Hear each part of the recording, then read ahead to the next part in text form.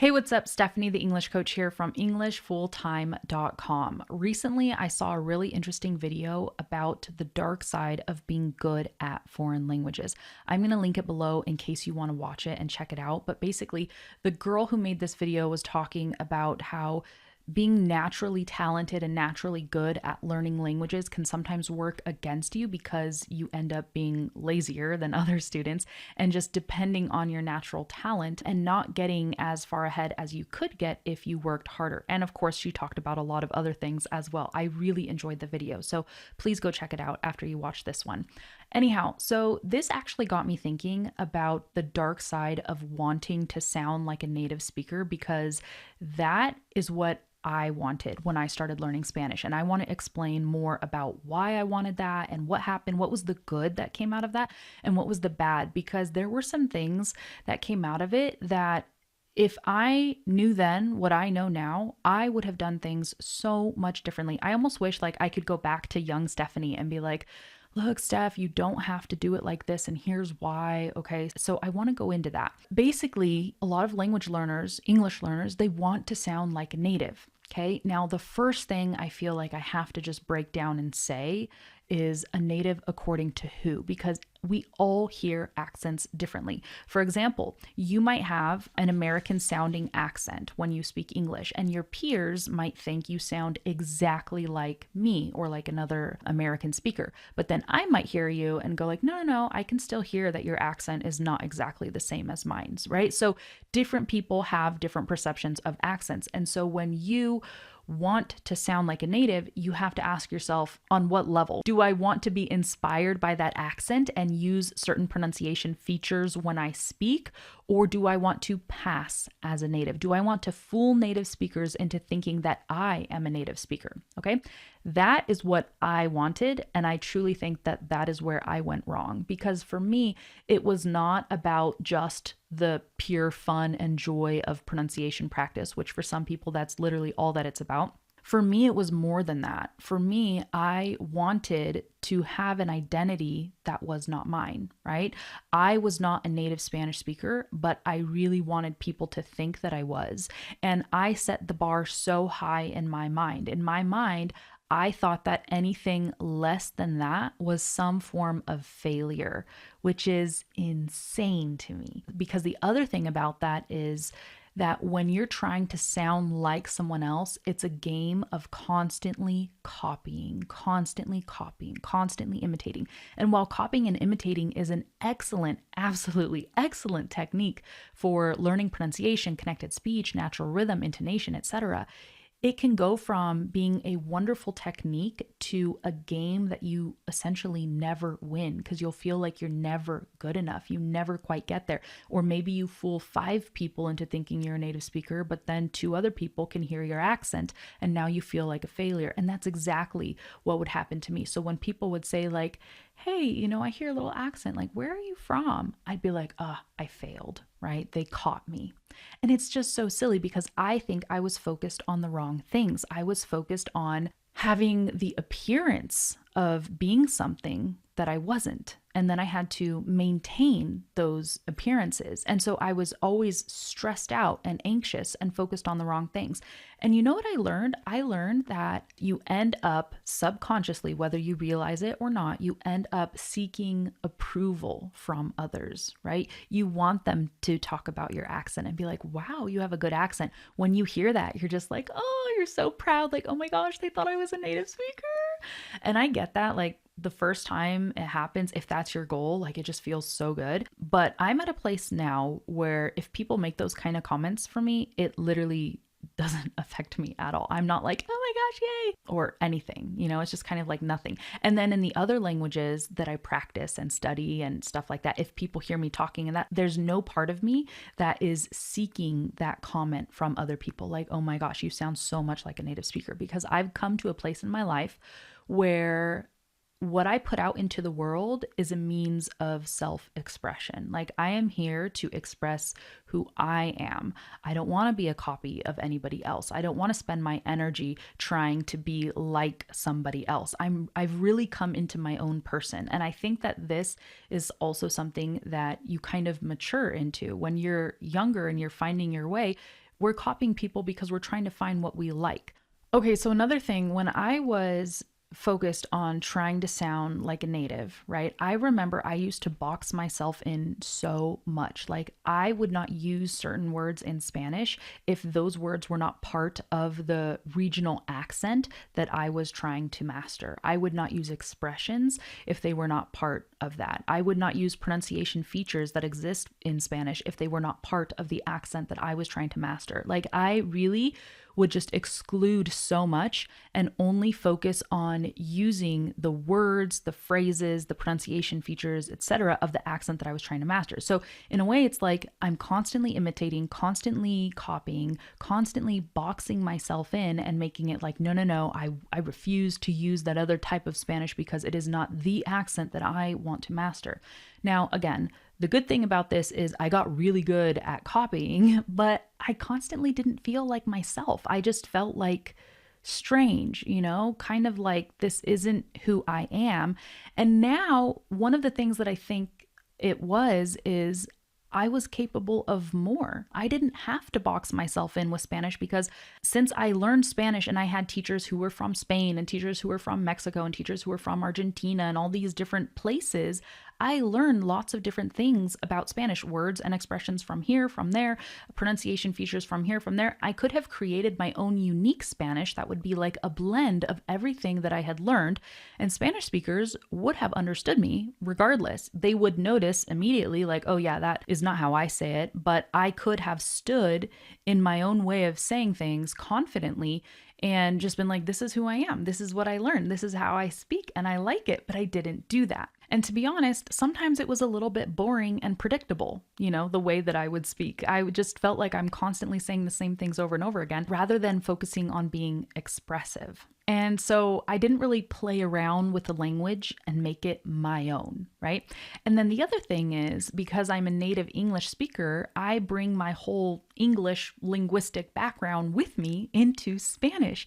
And the cool thing about speaking multiple languages is you can actually blend languages together. You can take an expression from one language and use it in the other. Even if it doesn't translate 100%, it still makes the way that you speak and sound interesting. I actually love it when my students take an expression or an idiom or something from their language and say it in English, because it makes me go, I've never heard that before. That's so interesting. That's so unique. I actually really love that. I love that idea, And so it's so funny because I really loved and appreciated this when I would hear other people do it, but I wouldn't allow myself to do it. And so now, oh my goodness, I have so much more freedom when I speak. First of all, when it comes to my accent, I still have that Argentinian accent that I learned because I lived in Argentina. And so that accent really got ingrained in my head and I was studying it and I like it. I prefer it. But sometimes, and depending on who I'm speaking with, I might shift my accent a little bit or I might shift my pronunciation a little bit. Sometimes, for example, I don't like doing the S's that they do in Argentinian Spanish because they kind of drop the S or they eliminate it. Sometimes I don't like the way that sounds. And I'm like, no, you know what? I'm going to pronounce my S's, okay? Even if other people don't do it or don't like it or don't whatever, I don't care because now I care about how I feel, right? And I care about self-expression and I no longer care or worry about sounding different. I'm okay being the foreigner. I am a foreigner. When I go to Argentina, I'm not from there. I wasn't born and raised there. Sure, my mom is from Argentina. My dad was born there. He grew up there for a while, but they didn't pass on the language to me. I had to go learn it myself. So I don't sound like I was born there. I could make myself sound that way. I could focus on fooling people, but I don't care about that anymore. I don't even want that to be part of my thought process, not even subconsciously, consciously or subconsciously. I don't want it because that is a distraction. It gets you focused on the wrong things. It actually produces anxiety inside of you. We haven't even really talked about the anxiety, but you have no idea the amount of anxiety that I went through when I was living in Argentina and I would have to go buy vegetables, okay? Or the most mundane thing like, yeah, I want some celery, I want some lettuce and a couple tomatoes, right?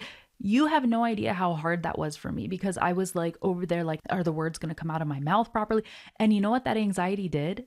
Ironically, it actually made me mess up even more. Okay. I was afraid of making mistakes, and that fear, that anxiety made me mess up more. And now when I don't care about it, it's like I'm not stumbling over my words anymore like I used to because I just don't care. So anxiety really, really, really messes us up.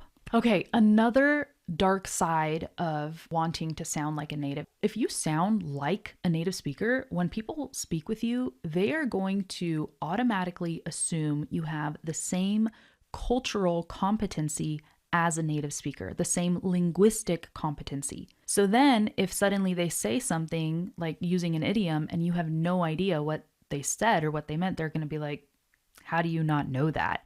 And you might get met with some reactions like this where people are trying to understand how you don't know something so basic in their mind because you sound so much like them. Does that make sense? So they automatically assume that you know what they know. So anyhow, in my case, I often pretended to be a lot more competent than I was, which I think is an awful thing because instead of asking questions like, oh, wait, what do you mean? Or what is that related to? Or what is that about? Of course I would do that sometimes, but there would be other times where I had no idea what was going on and I would just smile and laugh at the table talking with everybody like I understood. It's like I'm faking competency rather than using that as an opportunity to learn and sharpen my skills. I was embarrassed. I was embarrassed for people to realize that I didn't know or didn't understand.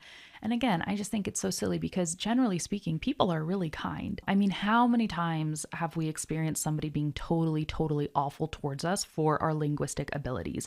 Usually it's like one awful experience or two awful experiences, and then we might just keep going back to that. But the majority of the experiences that we have with other people when we don't know something or understand something, they're usually very positive.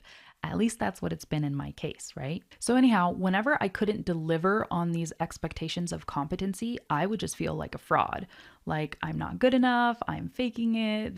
And I was, so it's like, I don't know why I did that for so long, but it got to a point where I remember one time my husband and I, we were traveling, we were in Italy, and his family was going to come from Argentina to Italy, and we were all going to meet up there. And I was actually kind of dreading this. On one hand, I was really looking forward to seeing everybody. And on the other hand, I was like, oh my gosh, I'm going to have to speak Spanish because with my husband, I mostly communicate in English and he communicates with me in Spanish. So we have this constant exchange of languages, but usually he's speaking Spanish to me, I'm speaking English to him. And I just remember I was absolutely dreading this. And then there was like a part of me that just woke up and snapped out of it and was like, Stephanie, this is ridiculous. Look at how you're allowing your anxiety to interfere with beautiful moments and experiences in life. The crazy thing is, at this point, I was a fluent Spanish speaker. I had lived in Argentina for years. My pronunciation was amazing. It's like I had achieved it all. Basically, I could tell jokes. Sometimes I would mess up my grammar, my vocabulary maybe was still lacking in some areas, but overall, like I was able to communicate. But because I had created this whole thing of wanting to sound exactly like a native and not make any mistakes and all these things, it basically created this monster in my mind that made me constantly afraid of communication. And that's when I realized this is ridiculous. Like when I set out to learn Spanish, if I knew that one day I'd be at this level, that would have made me so happy, right? That would have made me so happy. But instead, it's like I was hiding. I couldn't even enjoy conversations. And I remember this one time we had like a dinner party at my husband's parents' house, and some travelers were passing through town, and I don't know, friends of the family or something, but I think they were from somewhere in Europe, maybe Switzerland or something like that, Germany. I'm not quite sure, Denmark, I don't know. But they came over, and I just remember this group. There were a couple ladies and maybe a man. I don't remember exactly. I just remember how much they laughed and all the stories that they told. They were literally having a ball. They were having so much fun talking with everybody. But here's the thing. their Spanish was definitely beginner to intermediate, right? They were making themselves understood, but they had very strong accents. They were not using the correct words. They were not speaking like natives or anything like that. And yet they were having so much fun. And I was like, and here I am with a wonderful, beautiful native like accent and all the anxiety in the world. So I can't even enjoy basic conversations. So, in many instances, when you want to sound like a native, you actually lose power and control. You put yourself in a vulnerable position because you're putting yourself in a position to be judged. If you want to sound like a native, who is the person that gets to determine whether or not you sound like a native? You have no control over how other people perceive you. Some people might think like, wow, you sound like a native. And other people might say like, no, you have a strong accent. Okay, so I'm going to try to wrap up this video by summarizing some of these points, maybe sharing a couple new ones, and then I want to give you some advice based on my own experience. So when your primary goal in learning English is to sound like a native, and that is something that you obsess over the way I obsessed over, obviously that can create a lot of anxiety. It can make you feel afraid of making mistakes. It can hold you back from speaking up and sharing your ideas and having a good time. And rather than focusing on true self-expression and just enjoying who you are and using the language as a tool, a means of communication, you're focused on seeking praise and approval from others, even if you don't quite admit it, maybe even to yourself. You also might get caught up in mastering a performance to fool others. So your self-expression is not authentic. It's more a performance where you're trying to get others to see you in a certain way. You're focused on how they see and perceive you rather than on just living the moment. Another thing, this was very true for me, is when you're constantly focused on copying others, you're gonna have a little voice in your head that is asking you 24/7, is this right? Is this correct? Is this how a native speaker would say it? Right? So again, your communication is not coming from a place of authentic self-expression. It's, is this correct? Is this how a native would say it? Because anything less than that is just not okay, right? And I really want to encourage you, obviously, to get away from this type of thinking because you're going to enjoy the journey more and you're going to learn and grow and improve in your English so much more, so much faster, okay? And eventually you might reach your goal anyways of sounding and speaking like a native, but you don't have to focus on that goal in order to reach that goal, okay? And focusing too hard on that goal can actually make your progress even slower. If you just focus on practicing, speaking, embracing who you are in the language, having fun with the language, okay, all of that practice is naturally going to help you practice pronunciation, connected speech, rhythm, intonation, all these things, which in turn could lead to you sounding more and more native-like as time goes by. But if you want to sound like a native so bad that you're embarrassed of making mistakes, forget it, because you won't practice, therefore you won't improve, therefore you won't ever sound like a native. Okay, so I'm going to end by giving you two really important pieces of advice that I really wish someone had given me years and years and years ago when I was learning Spanish. Let's say that you really love the way that I speak, okay? For example, and you're like, oh my gosh, Stephanie, I love the way you speak. I want to speak like you. I want to sound like you. Okay, great. That's awesome. Okay, here's what I recommend. You can use me and my speech and my pronunciation as a role model. Absolutely, for training purposes, for inspiration, etc. But don't get so involved in imitating my voice that you fail to find your own, because I guarantee your voice is going to be amazing, okay? Your pronunciation, your accent, your combination of linguistic abilities, okay? It's so unique. There is no other person in this world that is you, okay? That has your exact background, your exact life experiences, and you need to bring that to life. And I don't really think you can bring that to life if all you ever do is focus on copying other people. You need to give yourself permission to find your voice and to really be you. So again, having a role model is perfect. I actually highly recommend that. That is one of the things that helped me improve my pronunciation and my accent so quickly when I was on my journey. Okay. It really, really helps because there are so many different types of Englishes in the world. If you are, imitating a bunch of different people, it might not help you hone in on your pronunciation. But when you have a role model, you can focus on imitating them, but then you can also adjust and say, you know what, Stephanie uses the glottal stop a lot for this sound or that sound, and I don't really like it, so I'm going to do this one instead. You have choices that you can make when it comes to accent, and you will still be perfectly well understood.